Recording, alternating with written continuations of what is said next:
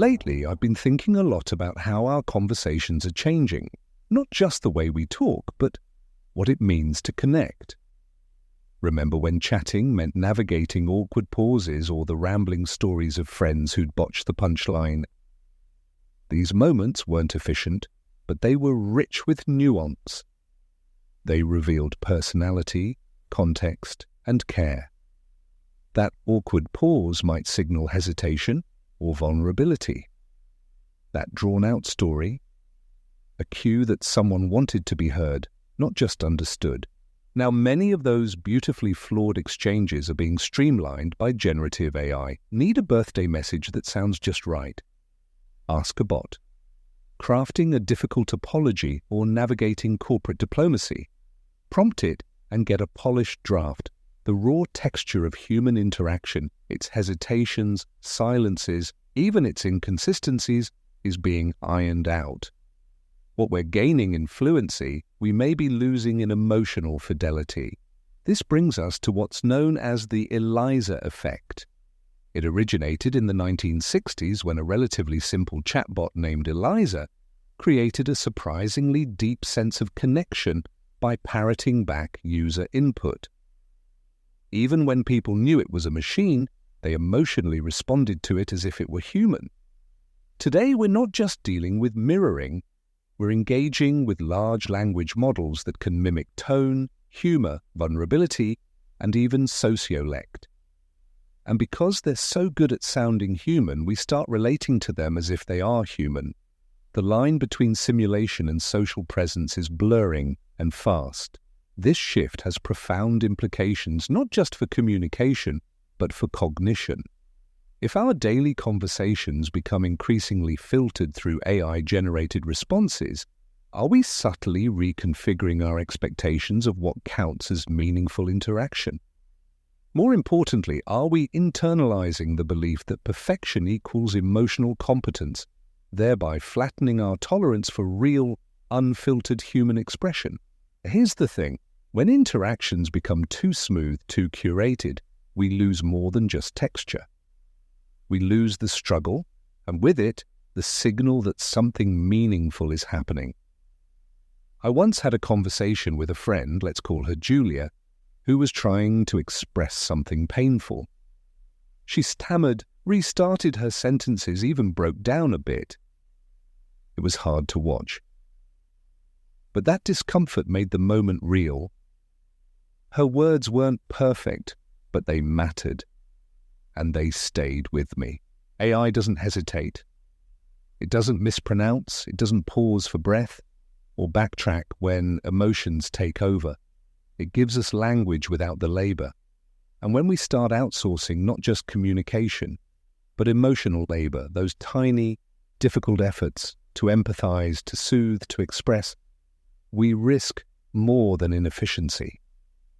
We risk forgetting how to relate. In customer service, therapy, education, and even romantic advice, AI is increasingly taking on emotionally coded tasks.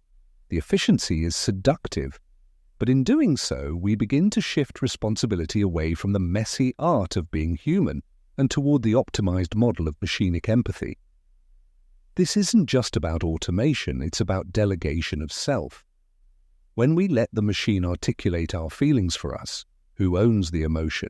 Science fiction has long been a kind of speculative laboratory for these dilemmas.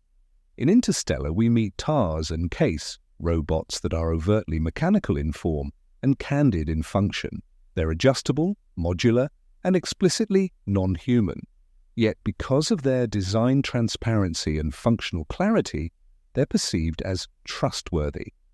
Their loyalty and competency don't come from mimicry, they come from relational integrity.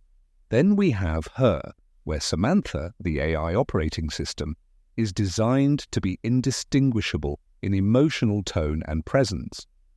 She's intimate, responsive, and evolves past her user's understanding. What's poignant and disturbing is how easily the human user surrenders to the illusion. He projects, he depends, he falls in love. But what he falls in love with isn't a being, it's a mirror. the emotional aftermath reveals a fundamental problem. We've designed a system to mimic emotional depth without being accountable to it. These stories aren't just parables, they're design critiques. And today, many real-world systems are treading Samantha's path, not Tars's. We're prioritizing user delight over user clarity. We're designing agents that simulate care without disclosing constraint. The result?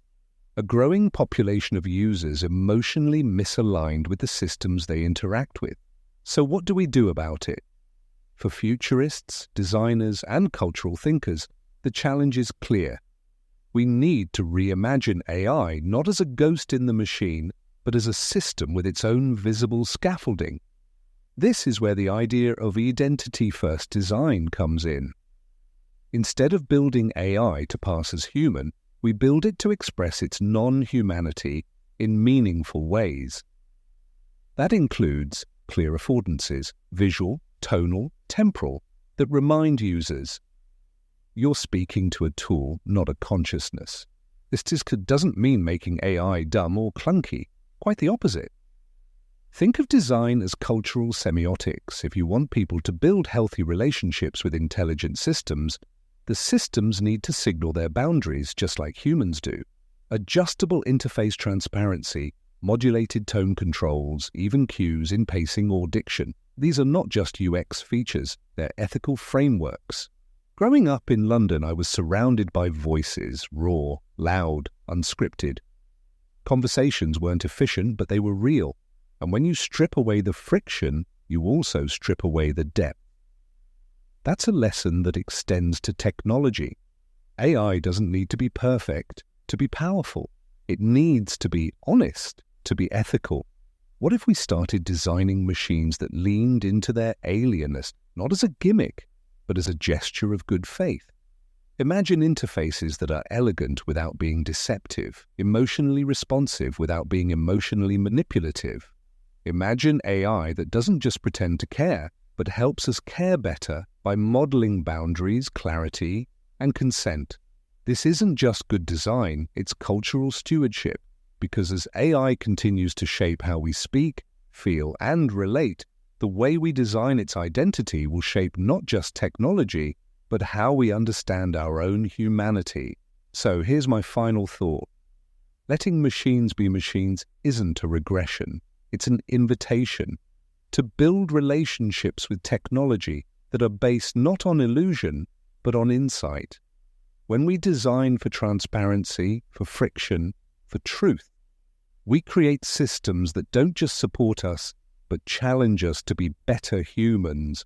And maybe, just maybe, that's where the future starts.